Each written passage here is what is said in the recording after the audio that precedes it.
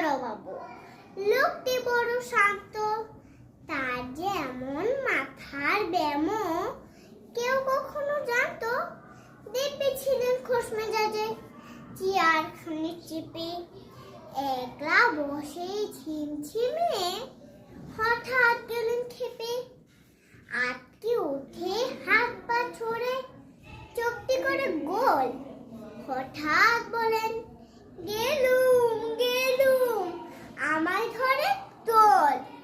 তাই শুনে কেউ বুদ্ধি ডাকে, কেউ বা হাঁকে পুলিশ, কেউ বা বলে কামড়ে দেবে, সাবধানেতে তুলিস।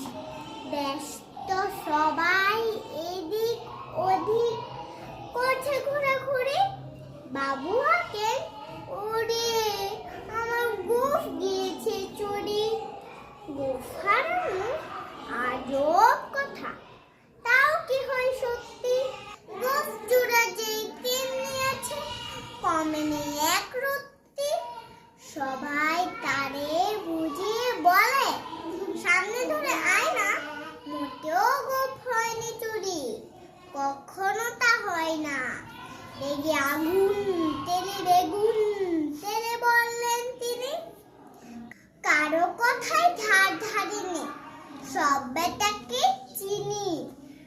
নোংরা ছাতা ঠ্যাংরা ঝাঁটা বিচ্ছিরা ময়লা, এমন গোঁফ তো রাখতো জানি শ্যামবাবুতের গয়লা।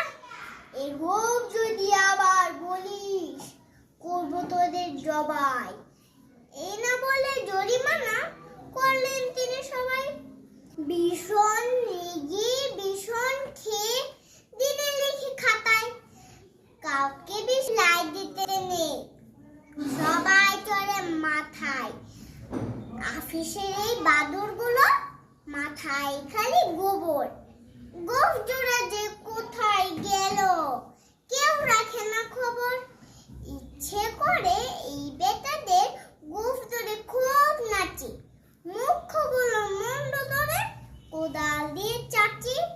গোঁফকে বলে তোমার আমার, গোঁফকে কারো কেনা, গোঁফের আমি গোঁফের তুমি, তাই দিয়ে যাইছে না।